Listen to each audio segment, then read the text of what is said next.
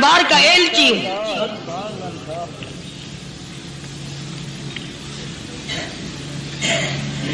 ایسا آدمی جب اللہ کے دربار میں پیش ہوگا اور اللہ پاک پوچھے گا کہ تو دنیا میں کیا کیا کرتا تھا، جواب دے گا الہی اپنے دربار سے پوچھ۔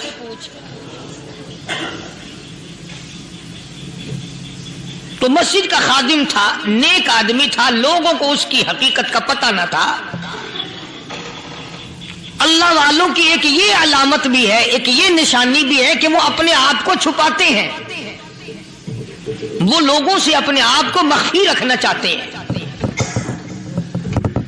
چنانچہ مسجد میں ایک خادم تھا، سکھر کے علاقے میں ایک مسافر آیا تو خادم نے اس کو روٹی بھی کھلائی، پانی بھی پلایا، خدمت بھی کی، اور عشاء کی نماز کے بعد اس مسافر کو کہنے لگا کہ میں تجھے مسجد میں نہیں رہنے دوں گا۔ اب وہ مسافر بڑا حیران کہ یار نیک آدمی معلوم ہوتا ہے، مجھے کھانا کھلایا، میری خدمت کی، اب یہ مجھے مسجد سے کیوں نکالتا ہے؟ السلام علیکم ورحمۃ اللہ وبرکاتہ۔ دوستو آپ کی خدمت میں لے کر حاضر ہوئے ہیں قاری حنیف ملتانی رحمۃ اللہ علیہ کا بیان۔ دوستو بیان بہت ہی آسان زبان میں اور آسان انداز میں ہونے والا ہے، تو دوستو بیان کو مکمل سننے کا آخر تک۔ چلے دیر نہ کرتے ہوئے بیان کو شروع کر لیتے ہیں۔ خدائی فیض کے رسول کریم صلی اللہ علیہ وسلم کا ہر وقت ذکر خیر کرنے والے بندے، اصل میں بندے یہی لوگ کہلانے کے حقدار ہیں۔ میری تیری غلطی ہے کہ ہم اپنے آپ کو بندہ سمجھتے ہیں۔ بندہ بننا بڑا مشکل ہے۔ صوبے سندھ سکھر کے علاقے میں حضرت مولانا تاج محمد صاحب امروٹی رحمت اللہ علیہ بہت بڑے بزرگ اور عالم گزرے ہیں۔ ان کے زمانے کا واقعہ ہے کہ ایک مسجد کا خادم تھا، مسجد کا جھاڑو دینے والا، صفیں بچھانے والا۔ اس زمانے میں بجلی کہاں تھی، مسجد میں پانی بھرنے والا، مسجد کی صفائی کرنے والا، مسجد کا خادم جس کی آج ہمارے یہاں کوئی حقیقت نہیں، کوئی مقام نہیں۔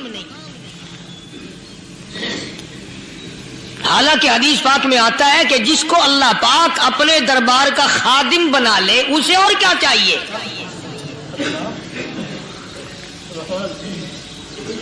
صدر کے ایوان صدر کے جھاڑو دینے والے کو فخر ہے میں ایوان صدر کا خادم ہوں، گورنر ہاؤس کے جھاڑو دینے والے کو فخر ہے میں گورنر ہاؤس کا خادم ہوں، کمشنر کے خادم کو فخر ہے میں کمشنر کا خادم ہوں، اور یہاں کوئی فخر نہیں کہ میں اس حکم الحاکمین کے دربار کا ایلچی ہوں۔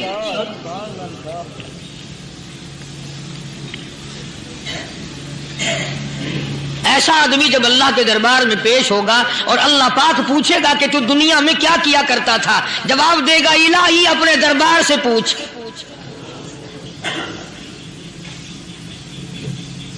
تو مسجد کا خادم تھا، نیک آدمی تھا، لوگوں کو اس کی حقیقت کا پتہ نہ تھا۔ اللہ والوں کی ایک یہ علامت بھی ہے، ایک یہ نشانی بھی ہے کہ وہ اپنے آپ کو چھپاتے ہیں، وہ لوگوں سے اپنے آپ کو مخفی رکھنا چاہتے ہیں۔ چنانچہ مسجد میں ایک خادم تھا، سکھر کے علاقے میں ایک مسافر آیا تو خادم نے اس کو روٹی بھی کھلائی، پانی بھی پلایا، خدمت بھی کی، اور عشاء کی نماز کے بعد اس مسافر کو کہنے لگا کہ میں تجھے مسجد میں نہیں رہنے دوں گا۔ اب وہ مسافر بڑا حیران کہ یار نیک آدمی معلوم ہوتا ہے، مجھے کھانا کھلایا، میری خدمت کی، اب یہ مجھے مسجد سے کیوں نکالتا ہے؟ اس نے کہا صاحب مسجد میں کسی کو سونے کی اجازت نہیں، میں مسجد میں نہیں رہنے دیتا کسی کو بھی۔ تو مسافر کہتا ہے کہ اس کے کہنے سے میں نکل تو گیا، دل میں میرے یہ کہ کوئی خاص بات ہے، ورنہ یہ آدمی نہ تو نفرت کرنے والا، نہ تکبر کرنے والا، نہ فخر کرنے والا ہے کوئی بات۔ پہلے زمانے میں لوگ سوچا کرتے تھے، اب تو ایک منٹ میں کفر کا فتویٰ لگا دیتے ہیں۔ اب اگر آج کوئی اس نیت سے کہہ دے مسافر کو کہ بھئی یہاں چوری ہو جاتی ہے، لاؤڈ اسپیکر چوری ہو جاتے ہیں، گھنٹے چوری ہو جاتے ہیں، لہذا مسجد میں نہ سو، اور کوئی مسجد ہے تو پھر تھانہ ہویا کہ مسافر اس وقت تو نکل گیا اور دور جا کر کے عشاء کی نماز کے بعد پھر واپس آ گیا، تو مسجد کے خادم نے سارے دروازے بند کر لیے اور دروازہ بند سارے بند کر کے رات کو اللہ اللہ کرنے بیٹھ گیا۔ مسافر کہتا جب وہ کہتا تھا اللہ ہو کہتا اتنی روشنی مسجد میں ہوتی تھی کہ مجھے کڑی اور شتیر نظر آتے تھے۔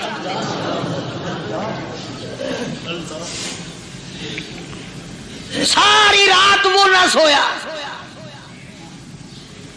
یہ جو جھنڈے لگا کے بیٹھے ہیں انہیں کون ولی کہتا ہے؟ ولی کو جھنڈا لگانے کی ضرورت کیا پڑی ہے؟ صبح ہوئی، اذان سے کچھ دیر پہلے اس مسجد کے خادم نے دروازے کھولے، لوگ آ گئے۔ اب اس مسافر نے تو حال دیکھ لیا تھا۔ صبح کی نماز کے بعد کہنے لگا حضرت جی آپ نے چھپانے کی تو بڑی کوشش کی پر میں نے پھر بھی دیکھ لیا، میرے لیے دعا فرماؤ، میرے لیے کوئی دعا فرماؤ۔ چنانچہ اس اللہ والے نے، اس مسجد کے خادم نے، اس ولی نے اس کے لیے دعا کیا کی؟ اللہ تعالیٰ تجھے انسان بنائے، اللہ پاک تجھے آدمی بنائے۔ اب وہ مسافر کہتا ہے کہ کمال ہو گیا، نہ میری دکان کے لیے دعا کی، نہ میرے مکان کے لیے دعا کی، نہ میرے دولت مند ہونے کی دعا کی، نہ میرے جنت میں جانے کی دعا کی، نہ میرے قبر سے عذاب سے بچنے کی دعا کی۔ یہ بھی کوئی دعا کہ اللہ تجھے بندہ بنائے؟ اب کون سا میں گدھا ہوں؟ یہ بھی کوئی میرے مطلب کی دعا کی ہے؟ وہ اللہ والا سمجھ گیا کہ اس نے میری دعا کی قدر نہیں سمجھی۔ مسجد میں بیٹھے تھے، پاس بازار تھا، اس اللہ والے نے اپنی ٹوپی اتار کر اس مسافر کے سر پہ رکھ دی اور کہا ذرا بازار میں جھانک مار جاتی پائی ہو، ذرا جھانکیو بازار میں۔ جب اس نے نظر ڈالی تو لوگ چل رہے ہیں، کوئی گدھے کی شکل، کوئی کتے کی، کوئی خنزیر کی، کوئی بھیڑیے کی، کوئی چتے کی، کوئی لومڑی کی، کوئی گدڑ کی شکل ہے۔ اچھا وہ مسافر بھی سیانا تھا، اس کو خیال آیا کہ میں اپنے آپ کو تو دیکھوں تو گدڑ نظر آیا۔ پھر اس اللہ والے کی دعا کی قدر ہوئی۔ تو اس پر یہ میں نے ذکر کر دی بات، ایک حکایت اللہ والے کی کہ ہم کوئی بندے ہیں۔ اب آپ لوگوں میں سے شانے آدمی یہ کہتے ہوں گے کہ جی تو نے تو بات بنا دی ممبر پہ بیٹھ کے، آدمی نہیں تو اور ہم کیا ہیں؟ آؤ ذرا قرآن کریم سے پوچھیں۔ فرمایا لہم قلوب لا یفقہون بہا، اللہ پاک جل شانہ فرماتے ہیں جس کا دل قرآن کریم سمجھنے کا عادی نہیں، لہم قلوب لا یفقہون بہا، جس کا دل قرآن سمجھنے کے لیے تیار نہیں، وَلَهُمْ أَعْيُنٌ لَا يُبْصِرُونَ بِهَا، جس کا کان اللہ کا قرآن سننے کے لیے تیار نہیں، أَمْ لَهُمْ آذَانٌ لَا يَسْمَعُونَ بِهَا، أَمْ لَهُمْ آذَانٌ يَسْمَعُونَ بِهَا، جس کا کان خدا کا قرآن سننے کو تیار نہیں۔ خدائی فیصلہ سنو، اللہ کے قرآن کا فیصلہ سنو، اللہ کے کلام کا فیصلہ سنو۔ جس کا کان میرا کلام سننے کے لیے تیار نہیں، جس کو میرا قرآن سن کے مزہ نہیں آتا، جس کو میرا کلام سن کے حلاوت نہیں آتی، جس کو میرا کلام سن کے لذت نہیں آتی، جس کی روح تازی نہیں ہوتی، جس کو لطف نہیں آتا، جس کو کیف نہیں آتا، جس کو سرور نہیں آتا، جو میرا قرآن سننے کو تیار نہیں، جو میرا قرآن آنکھوں سے دیکھنے کو تیار نہیں، جو میرا قرآن سننے سمجھنے کے لیے تیار نہیں، آؤ پھر خدائی فیصلہ سنو۔ فرمایا اولئک کالانعام،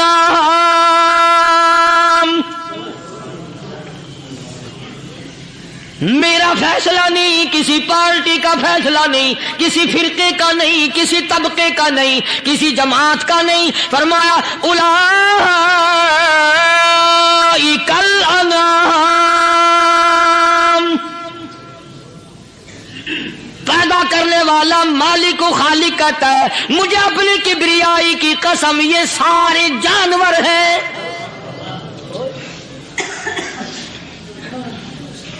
یہ سارے کے سارے جانور ہیں، یہ درندے ہیں جو ایک دوسرے کو چیر پاڑ کر کھاتے ہیں، یہ درندے ہیں جو ایک دوسرے کا خون پیتے ہیں. فرمایا بل ہم اضل، جانوروں سے بھی بدتر.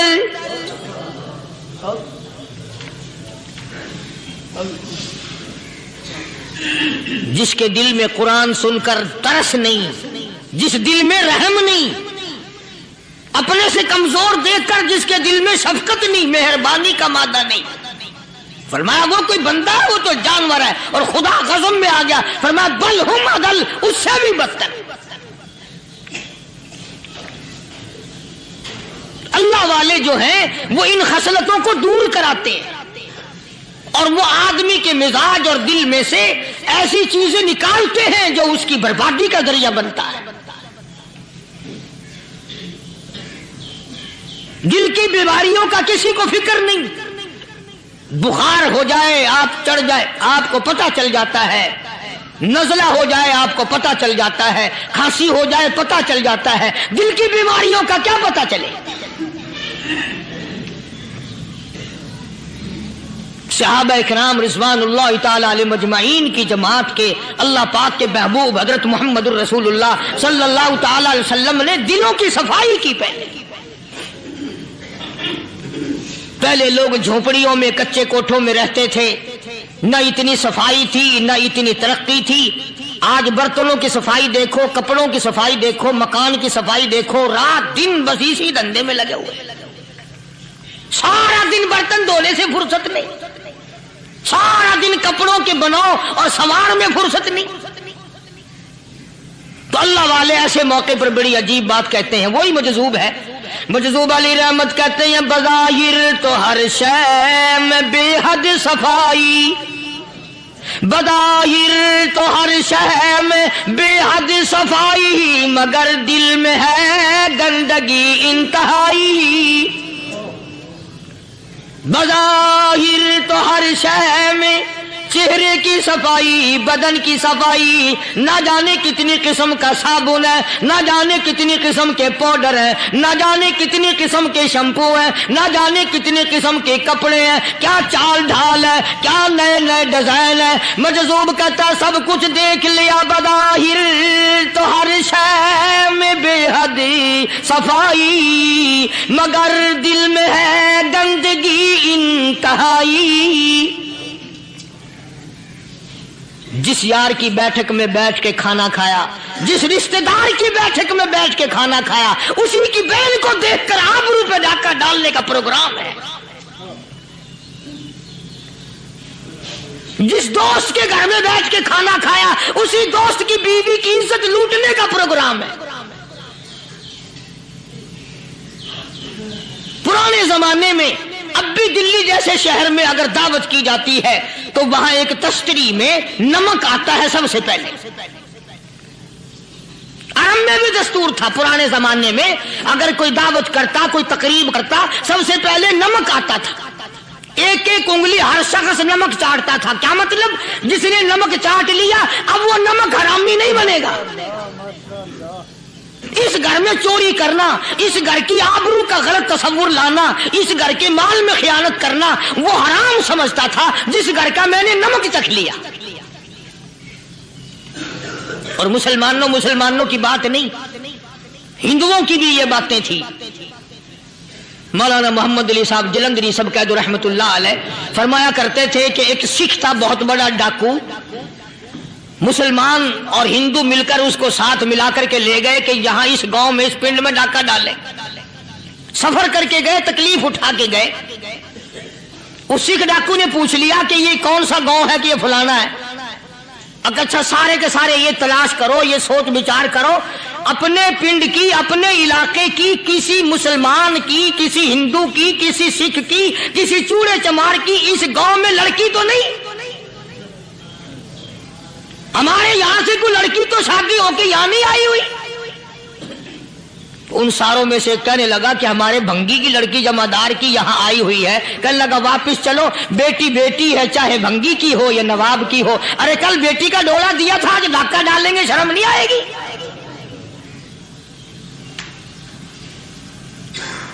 आज वो तसव्वुर कहां चले गए और हम सब रोते फिरते हैं सुकून नहीं, सुकून नहीं, इत्मीनान नहीं। अरे इत्मीनान आएगा कैसे? हमारे दिल बेईमान है, नीयतें खराब है, आएगा कहां से? सहाबा किराम रिज़वानुल्लाह ताला अलैहिम मजमईन की जमात ने इस कदर इस बात पे मेहनत की और कोशिश की कि गलत लुकमा भी पेट के अंदर न चला जाए। चुनाचे मैं अलल ऐलान कहता हूं, 1,29,000 सहाबा किराम काली कमली वाले के दीवाने और परवाने, हुजूर के यार जानिसार, हुजूर के साथ फाका खाने वाले, फाको मरने वाले, पत्थर खाने वाले, अपने बच्चों के टुकड़े होते हुए देखकर ला इलाहा इल्लल्लाह मुहम्मदुर रसूलुल्लाह की सदा बुलंद करने वाले सहाबा किराम का ये हाल था। पैदल सफर करके जाते थे यहूदी ईसाई, शाम निकल गए, फलस्तीन निकल गए, हिंदुस्तान आ गए, 2-2 साल लग जाते थे। अपनी जवान बेटियों को मुसलमानों के घरों में छोड़ के आ जाते थे। कभी निगाहे नबुव्वत ने जिनको रंग दिया था, कभी किसी सहाबी पे जर्रा बराबर इल्जाम नहीं लगा। उन यहूदियों का, उन ईसाइयों का यह अकीदा था कि मोहम्मद सल्लल्लाहु अलैहि वसल्लम के जो गुलाम हैं, इनकी निगाह भी पाक है, इनके दिल भी पाक हैं, इनके इरादे भी पाक हैं, इनके हाथ भी पाक हैं।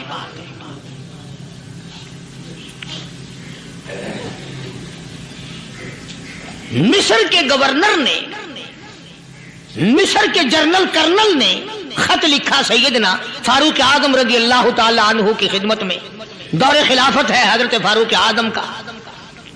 क्या खत लिखा कि हुजूर मुझे काफी वक्त गुजर गया है और फला इलाके में आपके हुक्म से हमने जाना है और रास्ता सिर्फ एक है और उस रास्ते में जाल बिछा दिया गया।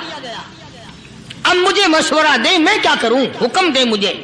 जाल क्या बिछा दिया गया कि हमें पता चल गया है ईसाइयों ने प्रोग्राम बनाया, सैकड़ों लड़कियां तलाश कर करके बड़ी खूबसूरत हसीना इकट्ठी की हैं, उनको गाने बजाने की ट्रेनिंग दी है, उनको अच्छी अच्छी आवाजों वाली लड़कियां ढूंढ के लाए हैं और उन्होंने ये प्रोग्राम बनाया कि जब मुसलमानों की फौज इस गली से गुजरेगी, इन कोठों के ऊपर चढ़ के गाना बजाना करेंगे ताकि उनके दिल में बदमाशी आए और उनका बेड़ा गर्क हो।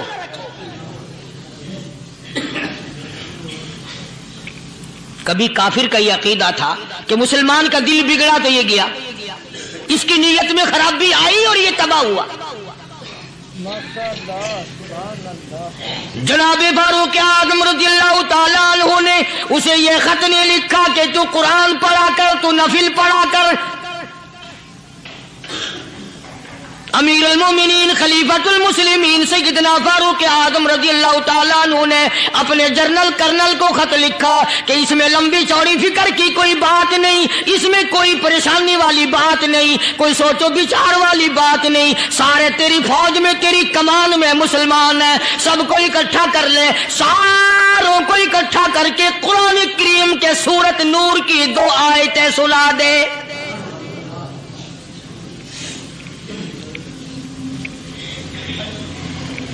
ये भी नहीं फरमाया कि सजा सुनाओ, इतने कोड़े लगेंगे, जो खिलाफ करेगा यूं कैद होगी, यूं कोर्ट मार्शल कर दिया जाएगा, कुछ नहीं।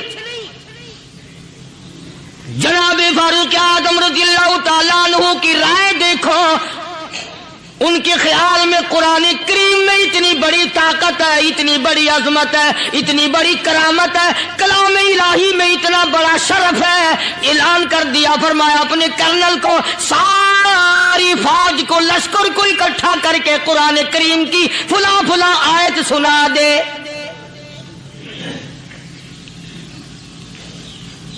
और उसके बाद बेधड़क फौज को, लश्कर को उसी रास्ते से गुजार के ले जा। बे धड़क ले जा। हाय, कभी कुरान की 2 आयतों से काम बन जाता था, अब सारे कुरान से मेरा तेरा काम नहीं बनता। कसूर कुरान का नहीं है, ये मेरा तेरा है। ये तो इतनी वफादार कलाम है, इतनी पाक कलाम है, खुदा की कसम। हजारों रजिस्टरों के गत्ते, हजारों चाय के डब्बे, हजारों मिठाई के डब्बे, लाखों करोड़ों दवाइयों के डब्बे गंदे नालों पे, कूड़ियों पे, रूड़ियों पे पड़े हैं। और जिस गत्ते ने कुरान के साथ यारी लगा ली, खुदा की कसम कोई आदमी बगैर वुजू उस गत्ते को भी हाथ नहीं लगा सकता। हजारों नहीं, लाखों कपड़े मार्केट में पड़े, पर जिस कपड़े ने कुरान से यारी लगा ली, जो कपड़ा जुस्दान बनकर कुरान पे चढ़ गया, लोग उसको भी चूमते हैं और चूमना चाहिए। यारो, कपड़े ने कुरान से यारी लगाई तो कपड़ा अजमत वाला बन गया, गत्ते ने यारी लगा ली तो गत्ता बन गया। हजारों किस्म के कागजात रोजाना जलील होते फिरते हैं। जिस कागज पे कुरान लिखा गया वो अजमत पा गया, जिस स्याही से कुरान लिखा गया वो स्याही अजमत वाली बन गई। अरे अगर मुसलमान कुरान को अपने अंदर पैदा कर ले, उसकी अजमत को बसा ले, उसको अपना लाहे अमल बना ले, उसको अपने सर पे रख ले, तो क्या ये बंदा कुरान के साथ वफादारी करे तो कुरान, क्या ख्याल है, कुरान बेवफाई कर देगा? यकीन नहीं, यकीन असल बात इत्काद की है। यकीन का तो यह आलम बना हुआ है कि अगर कोई चोरी का मामला हो जाए और किसी पर शुभ हो, अगर उसे कहो कि कुरान उठा दे तो देर नहीं लगाएगा। और अगर कहे कि फलानी खानगाह का कुंडा मार दे, कि ये काम मैं नहीं करता। खानगाह के कुंडे पे ईमान है, कुरान पे ईमान नहीं। उस पर यकीन है कि पीर अंधा कर देगा, और यहां यकीन नहीं कि जिस खुदा ने पैदा किया, अगर मैंने झूठा कुरान उठाया तो वो बर्बाद कर देगा।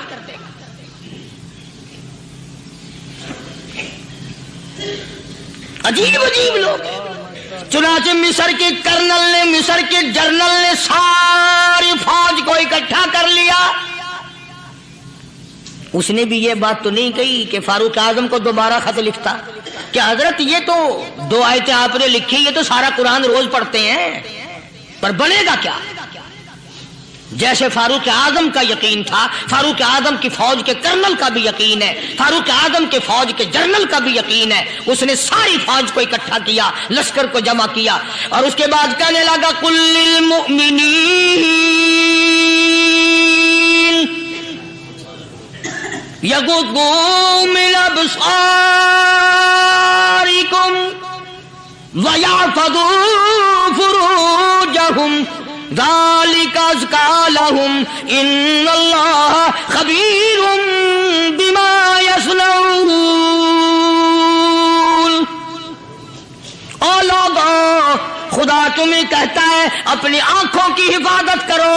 अगर तुम्हारी नजरें गलत जगह पड़ी, अपनी इज्जत की हिफाजत करो, अपनी आबरू की हिफाजत करो। अगर गलत नजरें पड़ी, गलत इस्तेमाल हुई, इन्नल्लाह खबीरुम बिमा यसनऊन।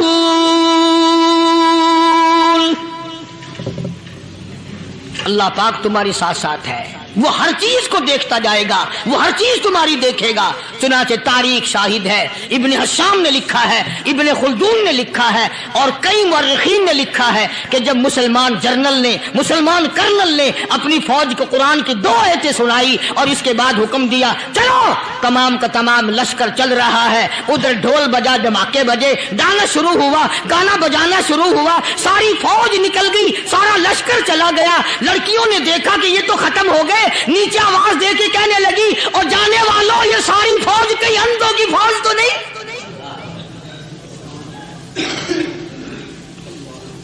ये हुस्न का नजारा और ये डांस और ये आवाज, हम नाच नाच के थक गई, कोई सर नहीं उठाता।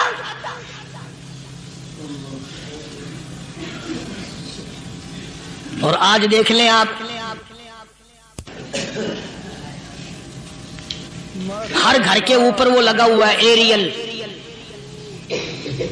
लानत का एरियल लगा हुआ है, लानत का एरियल।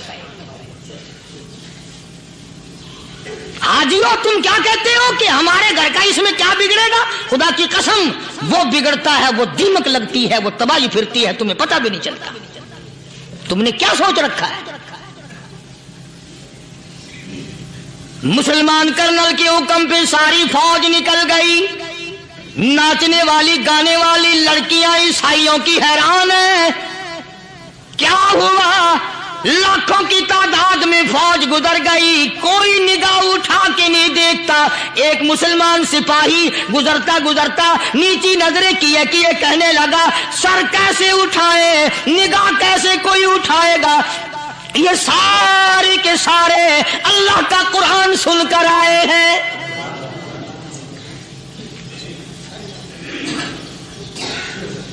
कैसे कोई निगाह उठाएगा, कैसे कोई सर को उठाएगा? ये सारे के सारे अल्लाह का कुरान सुनकर आए हैं। उनका अमल हुआ ना कुरान पे, उनके अमल का कितना बड़ा असर पड़ा। मुर्रिखीन ने लिखा, इब्ने हिशाम लिखता है, ईसाई लड़कियों ने छलांगे लगा दी, कोठे से नीचे आ गई, कहने लगी, ओ मुसलमानों, वो कुरान हमें भी सुना के जाओ जिसमें इतनी स्पिरिट है, इतनी ताकत है, जो हुस्न के नजारे से रोक दे, जो गाने बजाने से रोक दे।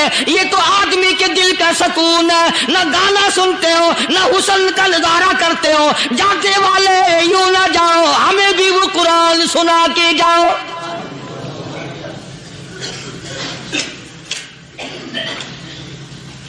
उस कुरान में कितनी बड़ी ताकत है, वो कितनी अजमत होगी उसमें, उस कलाम में कितनी बरकत होगी, जिस कलाम में ये तासीर है कि वो ऐसी ऐसी चीजों से रोक देता है। चुनाचे एक मुसलमान सिपाही चलता भी जाता है और कहने लगा, वकुल्लिल मुमिनीन वकुल्लिल मुमिनीन। कुरान की आयत पढ़ के सुनाई। सैकड़ों नहीं, बेशुमार लड़कियां एक मुसलमान की जुबान से अल्लाह का कुरान सुन के कहने लगी, और जाने वालों छोड़ के ना जाओ, हमें भी कलमा पढ़ाओ।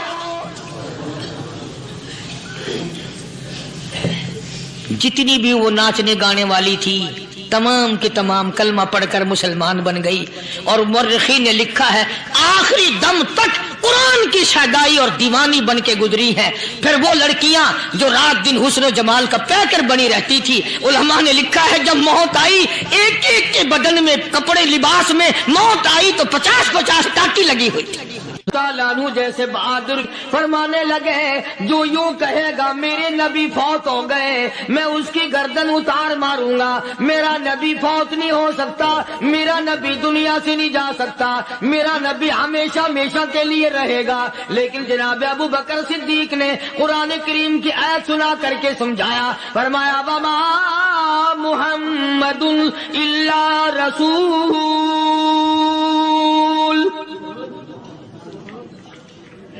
क़द ख़लत मिन क़ब्लिहि रुसूल। और लोगों, हर नबी आए रुखसत हो गए, हर नबी आए रुखसत हो गए। दुनिया ना पैदार जगह है, आरजी जिंदगी, मुस्तार जिंदगी, ना पैदार जिंदगी, फानी जिंदगी हर कोई लेके आता है। जब जाने लगता है तो पता भी नहीं चलता।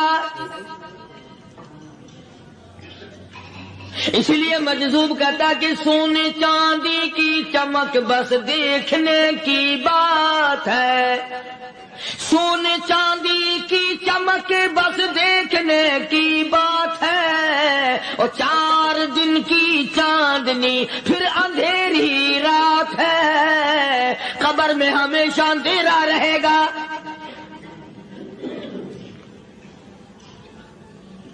सहाबा इकराम ने वो सदमा देखा, वो परेशानी देखी, कायनात में किसी ने नहीं देखी। किसी ने बीवी के मरने का सदमा उठाया होगा, किसी ने जवान बेटे की मौत का सदमा देखा होगा, किसी ने अम्मी के मरने का सदमा देखा होगा, किसी ने अब्बा के मरने का सदमा देखा होगा। खुदा की कसम, बिलाल से जाके पूछो, जब काली कमली वाले का तुझे दीदार न मिला, तेरा क्या हाल बना।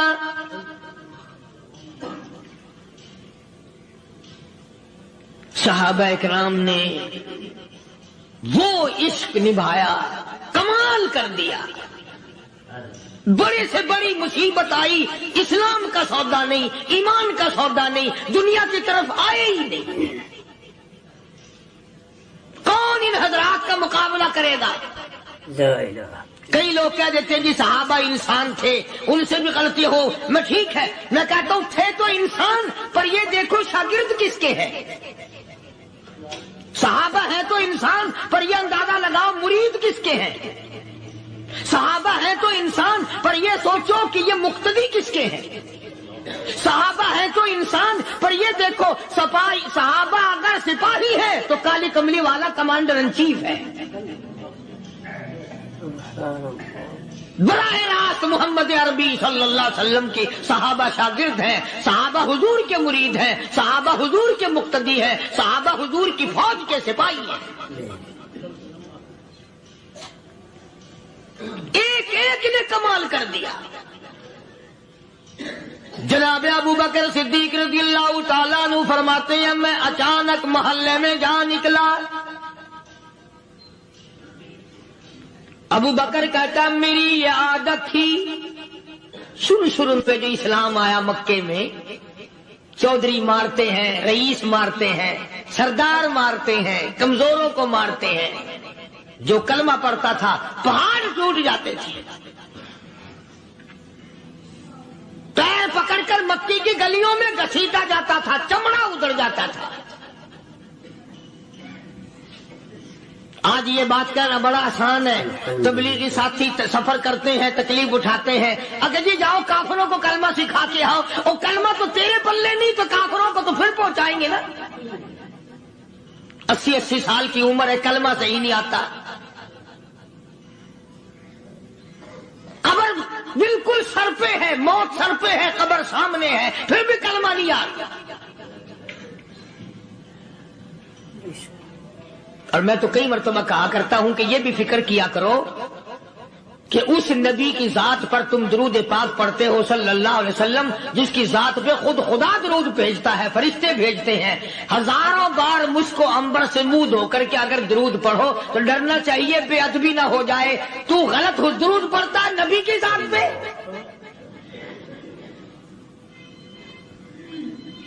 اور اس کو صحیح کرنے کا فکر نہیں رکھتا۔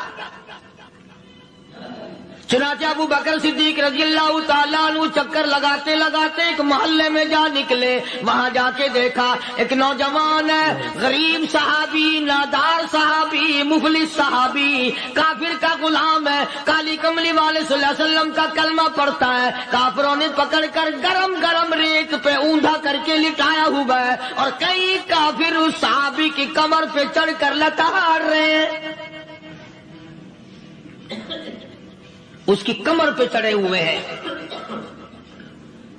جناب ابو بکر صدیق رضی اللہ تعالیٰ عنہ فرماتے ہیں میں نے دور سے دیکھا، میں سمجھ گیا کوئی غریب آدمی ہے، جب میں قریب گیا فرماتے ہیں میری آنکھ نے دیکھا ابو بقیہ صحابی، میں نے پہچان لیا، کئی آدمیوں کے لتاڑنے کی وجہ سے، کئی آدمیوں کی کمر پہ چڑھ جانے کی وجہ سے ابو بکر کہتا ہے اتنی لمبی ابو بقیہ کی زبان باہر نکل آئی، منہ سے زبان باہر لٹکی ہوئی ہے، مار رہے ہیں کافر۔ جناب ابو بکر صدیق رضی اللہ تعالیٰ عنہ نے فرما دیا نہ مارو، اللہ کا بندہ ہے۔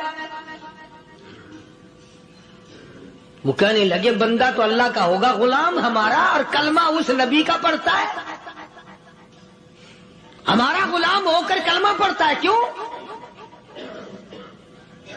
جب تک جان سے نہ مر جائے گا ہم چھوڑیں گے نہیں، ہم اسے ختم کر کے دم لیں گے۔ اس نبی کا کلمہ پڑھتا ہے، ہمارے سامنے پڑھتا ہے۔ جناب ابو بکر صدیق رضی اللہ تعالیٰ عنہ نے منع کر دیا، منع کرنے میں اور زیادہ مچر گئے، اور زیادہ خرمستی کرنے لگے۔ ابو بکر فرماتے ہیں میں بالکل قریب کھڑا تھا، ظالموں نے ابو بقیہ کی پسلیوں پہ، کمر پہ چھلانگیں لگانی شروع کر دی۔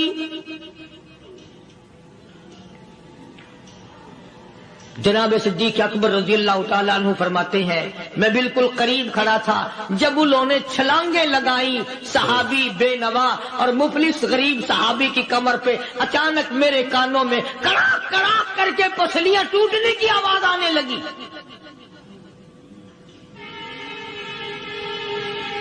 میرے سے برداشت نہ ہوا، میں برداشت نہ کر سکا۔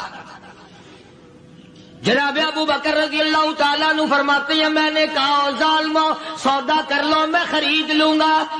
لا الہ الا اللہ۔ انہوں نے جو منہ مانگے دام مانگے، جناب ابو بکر صدیق رضی اللہ تعالیٰ عنہ نے وہ دام دے دیے، پیسے دے دیے۔ ہاں ہاں، غریب کی ہمدردی کی، مظلوم کی ہمدردی کی۔ آج ہمارے پاس جو پیسہ ہے وہ کنجری پہ خرچ ہو سکتا ہے، بدماشی پہ خرچ ہو سکتا ہے، ٹیپ ٹلو اور فیشن پہ خرچ ہو سکتا ہے، اللہ کے دین پہ خرچ کرنے کی ہمیں توفیق نہیں ہوتی۔ سارے سال کی کمائی کا حساب لگائیں کہ ہم نے کتنا اپنے بیوی بچوں پہ خرچ کیا، کتنا اللہ اور اس کے رسول اور اللہ کے قرآن پہ خرچ کیا۔ 100-2% بھی نہیں بنتا۔ جناب ابو بکر رضی اللہ تعالیٰ عنہ نے ابو فقیہ رضی اللہ تعالیٰ عنہ کو خرید لیا، کافروں کے نیچے سے نکال لیا، کپڑے جھاڑے، زخموں پہ مرہم پٹی کی۔ ابو بکر دوڑے دوڑے پانی کا پیالہ لے آئے اور فرمانے لگے ابو فقیہ تجھے بڑی مار پڑی ہے، بڑی تکلیف پہنچی ہے، میں نے تیری زبان باہر لٹکی ہوئی دیکھی، نکلی ہوئی دیکھی، خشکی آ گئی ہوگی، زبان پہ کانٹے جم گئے ہوں گے، تھوڑا سا پانی پی لے۔ ابو فقیہ کہتا ابو بکر تیرے احسان کا بدلہ خدا دے گا، تیری مہربانیوں کا بدلہ خدا دے گا، میں نہیں دے سکتا، تو نے پیسے خرچ کر کے مجھے آزاد کرایا، میں تجھے دعا دے سکتا ہوں، میں غریب ہوں، میں نادار ہوں، میں مفلس ہوں، میں مسکین ہوں، اور ابو بکر تنگ نہ کر، میں پانی پی نہیں سکتا۔ کیا بات ہے، کیوں پانی نہیں پی سکتا؟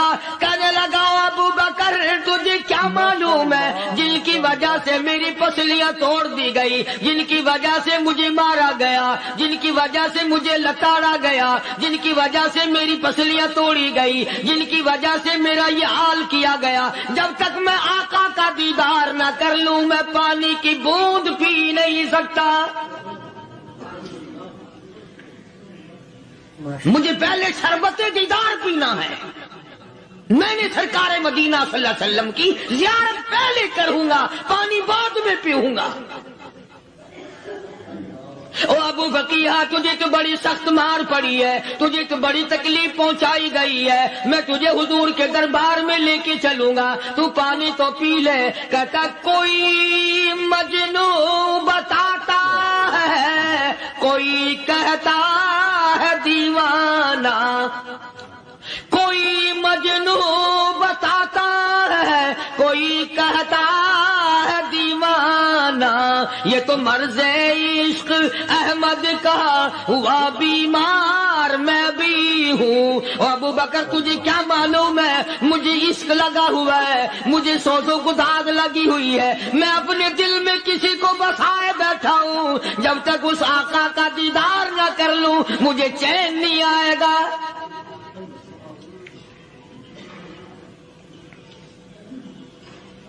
ہمیں عورتوں سے محبت ہے، ہمیں اولاد سے محبت ہے، ہمیں کوٹھی بنگلے سے پیار ہے، ہمیں روپے سے پیار ہے، ہمیں بڑی جاہ و حشم سے پیار ہے، اور خدا اور اس کے رسول سے پیار کرنے والے لوگ مدینے کے قبرستان میں سو گئے، قرآن سے پیار کرنے والے لوگ حضور کے درباری لوگ وہیں سو گئے۔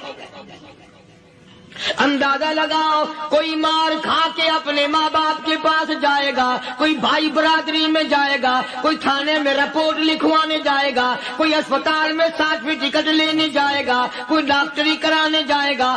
ابو فقیہ تم کتنے خوش نصیب ہو، امام الانبیاء کے دربار میں چلے ہو۔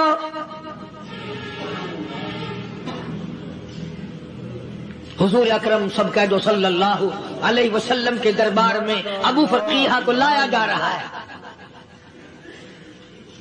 علماء نے لکھا ہے کہ جب ابو فقیہ حضرت کے دربار میں پہنچے تو خبر تو پہلے تھی نا کہ بڑی مار پڑی ہے، رحمت کائنات نے اٹھ کر سینے سے لگا لیا، تشریف فرما ہوئے،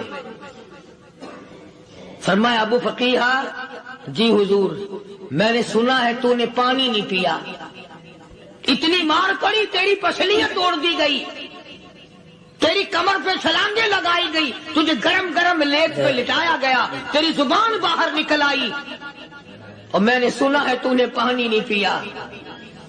کہتا ہے آقا ہاں نہیں پیا۔ فرمایا کیوں نہیں پیا؟ کہتا ہے آقا میں اس وقت پانی پیتا میرے منہ میں صرف پانی جاتا، اب پیوں گا ہاتھ تیرا ہوگا منہ میرا ہوگا، پانی میرے منہ میں جائے گا، مجھے حوض کوثر کا مزہ یہی آ جائے گا، مجھے لطف آئے گا محمد عربی صلی اللہ علیہ وسلم کے ہاتھ سے پانی پینے کا۔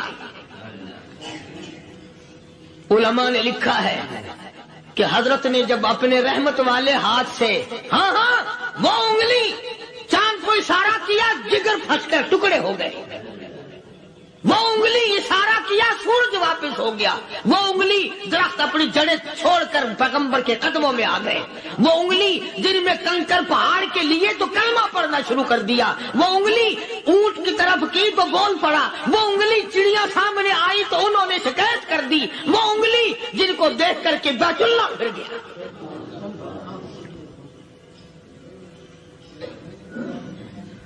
مدنی کریم صلی اللہ علیہ وسلم نے یوں پانی کا پیالہ اٹھایا، ابو فقیہ نے پیالہ پکڑنے کے لیے یوں آگے کو ہاتھ کیا، فرمایا اب وہی بات ہوگی، ہاتھ میرا ہوگا منہ تیرا ہوگا، میں اپنے ہاتھ سے پلاؤں گا۔ ابو فقیہ کو پانی پلا دیا، اور پانی پلانے کے بعد پوچھا اب تیرا کیا حال ہے؟ اب حال کیا ہے؟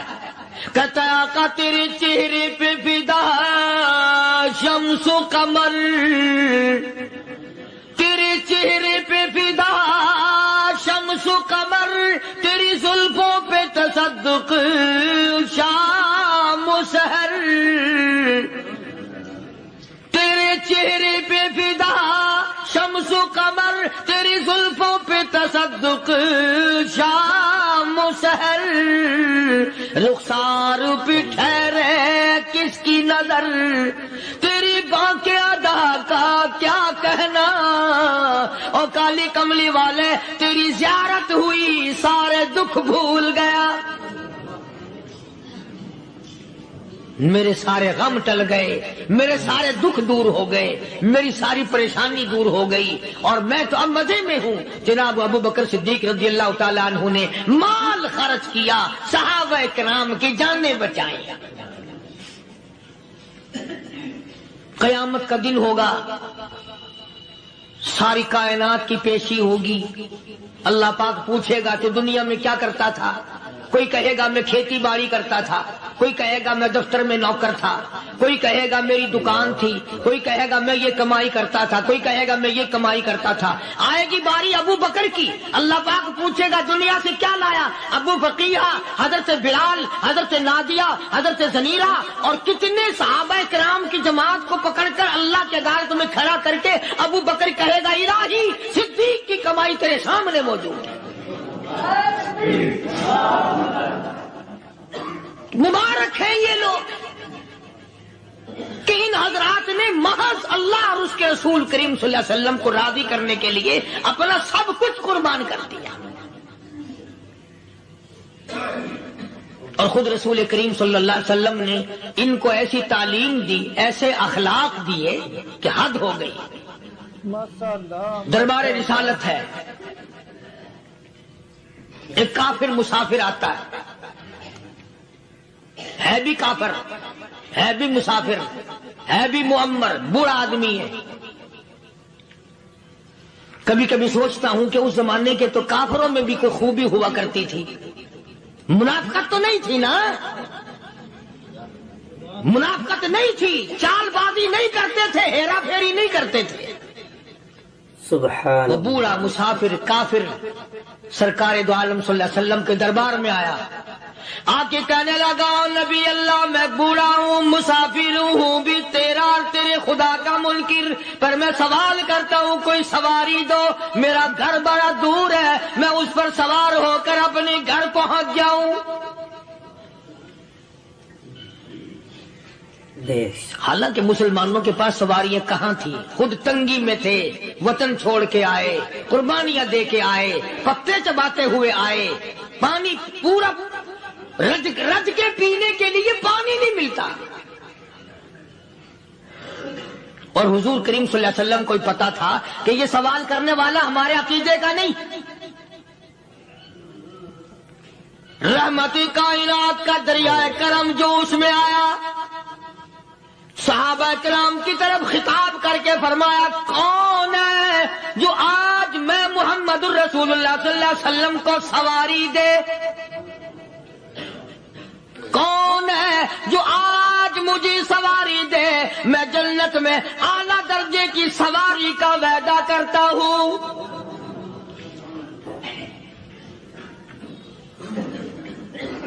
حضرت عبادہ بن ثابت رضی اللہ تعالیٰ عنہ صحابے اٹھے اور اپنی ڈاچی اپنی اونٹنی حضور کے ہاتھ میں پکڑا دی، اور حضور نے اس مسافر کو دے دی کہ لے بھائی سواری تجھے مل گئی۔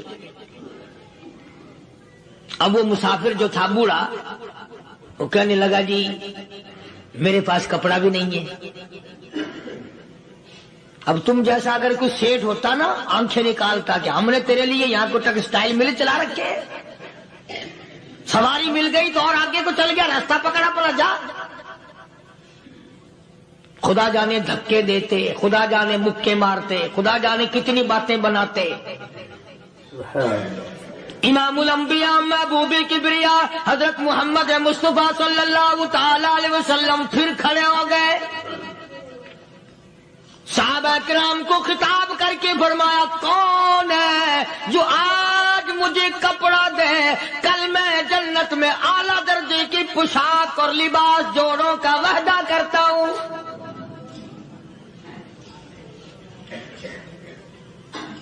ایک صحابی نے اپنا کپڑا اتار کر حضور کے ہاتھ میں دے دیا صلی اللہ علیہ وسلم، یعنی ان کو کتنا یقین ہے حضور کی زبان پہ، سودا جنت کا ہو رہا ہے، زبان ہے کالی کملی والے کی، سودا ہو رہا ہے جنت کا۔ اور آج تمہیں سارا قرآن سنا دو، وہ سنانے والے کا بھی ڈھلا کے سننے والے مولوی کہتے رہتے ہیں یار کوئی بات نہیں، جنت کس نے دیکھی ہے؟ صحابہ کرام میں سے کسی نے کپڑا دے دیا، حضور کریم صلی اللہ علیہ وسلم نے کپڑا لیا اور اس مسافر کو دے دیا کہ لے بھی کپڑا بھی مل گیا۔ ہے بھی کافر، اپنے عقیدے کا نہیں، اپنے قبیلے کا نہیں، اپنے خاندان کا نہیں۔ اب وہ کہنے لگا کہ نبی اللہ مجھے بھوک بھی لگی ہے، میں نے روٹی بھی کھانی ہے۔ مدنی کریم صلی اللہ تعالی علیہ وسلم پھر کھڑے ہو گئے اور صحابہ کرام کو خطاب کر کے فرمایا کون ہے جو مجھے آج کھانا دے، روٹی دے، کل میں جنت میں اعلیٰ درجے کے کھانے کا وعدہ کرتا ہوں۔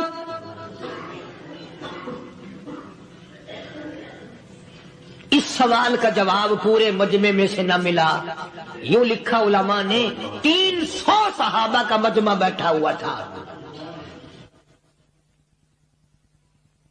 فاقہ ہو 300 صحابہ کا بھی فاقہ، کالی کملی والے کا بھی فاقہ، 3 دن سے کچھ نہیں کھایا، کچھ نہیں ملا، کوئی جواب نہ ملا، صحابہ کرام کی جماعت خاموش رہ گئی۔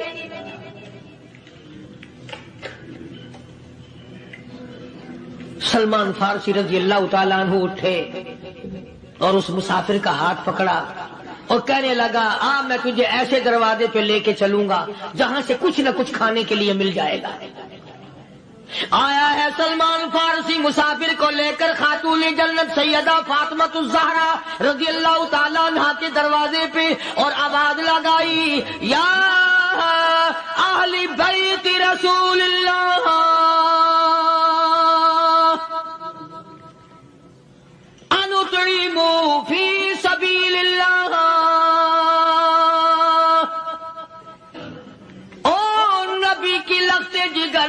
نبی کی نوری نظر اور نبی کے جگر کے ٹکڑے اور کالی کملی والے کی بیٹی، اے فاطمہ ایک آدمی بھوکا ہے، کھانا کھلانا ہے، اس کے لیے کھانا بھیجو۔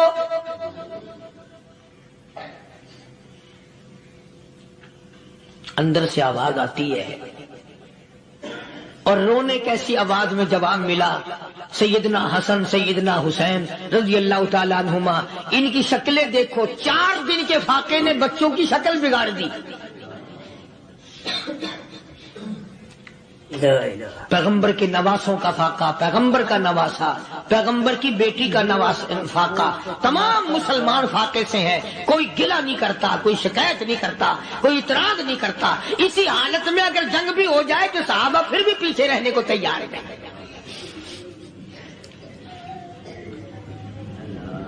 جب اندر سے یہ جواب ملا کہ تمہارا تو 3 دن کا فاقہ ہے، فاطمہ کہتی ہے میرا اور میرے بچوں کا 4 دن کا فاقہ ہے، تو سلمان فارسی اس مسافر کو لے کے واپس ہونے لگا۔ اندر سے آواز آتی ہے خالی نہ جاؤ، میرے سر کی چادر لے جاؤ، یہ لے جا کر یہودی کے پاس گروی رکھ دو، گلا رکھ دو، غلہ لے آؤ، میں پیس پکا کے کھلا کے بھیجوں گی۔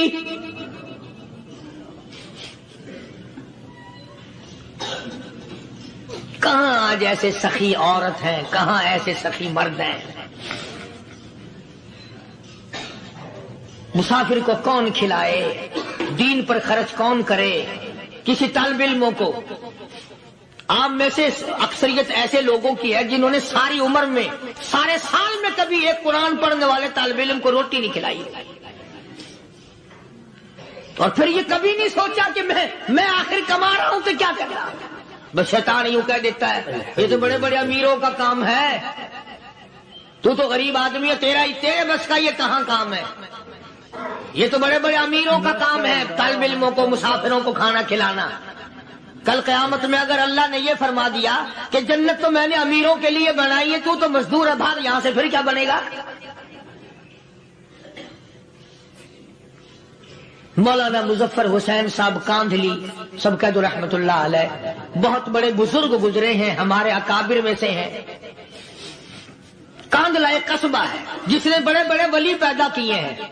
مولانا مظفر حسین صاحب کاندھلی، مولانا الہی بخش صاحب کاندھلی، مولانا محمد زکریا صاحب شیخ الحدیث رحمت اللہ علیہ کاندھلے کے، مولانا محمد الیاس صاحب دیلوی رحمت اللہ علیہ امیر تبلیغی جماعت کے ایجاد کرنے والے، شروع فرمانے والے، یہ بھی کاندھلے کے ہیں۔ تو یہ سارے بزرگ اس قصبہ کاندھلے کے ہیں۔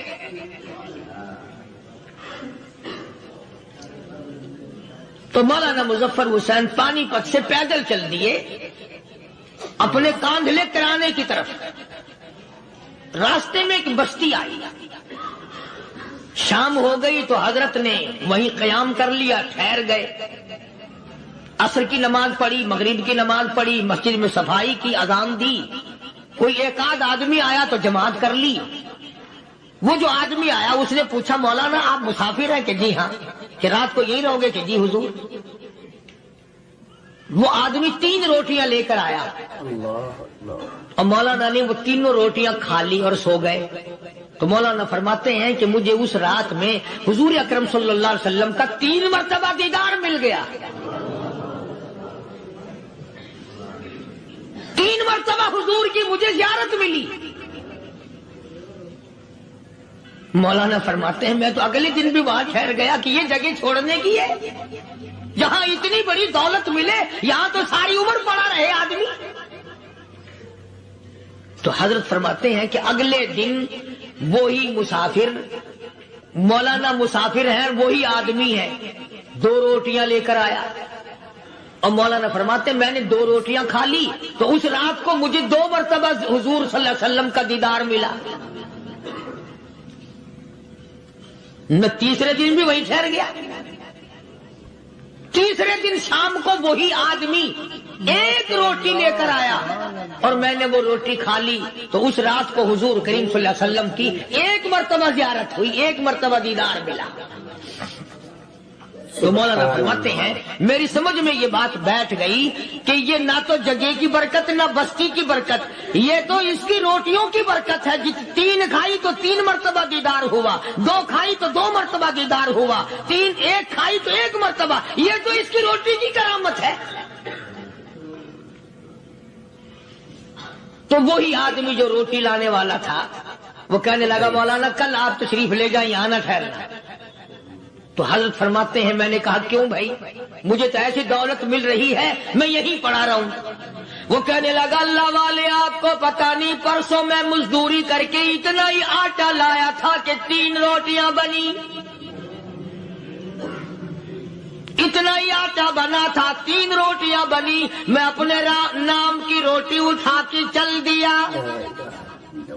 میری بیوی نے پوچھا کہاں؟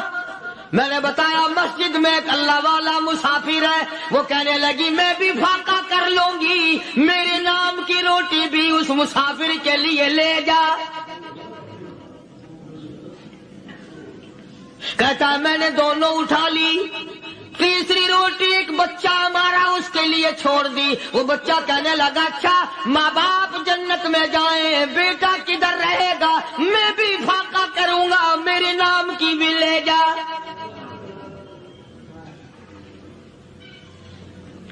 میں نے 3 روٹیاں لا دی اور اگلے دن جو میں نے مزدوری کی اس کی 3 روٹیاں بنی. بچے کی حالت خراب ہو گئی تھی، اس کو دے آیا. ہم نے میاں بیوی نے چوتھے دن بھی فاقہ کر لیا. اور آج بیوی کی حالت بھی خراب ہو گئی تھی، آج صرف اپنی لایا ہوں. مولانا اس لیے عرض کر دیا کبھی کل میرا پیر نہ پھسل جائے، ایسا نہ ہو میرا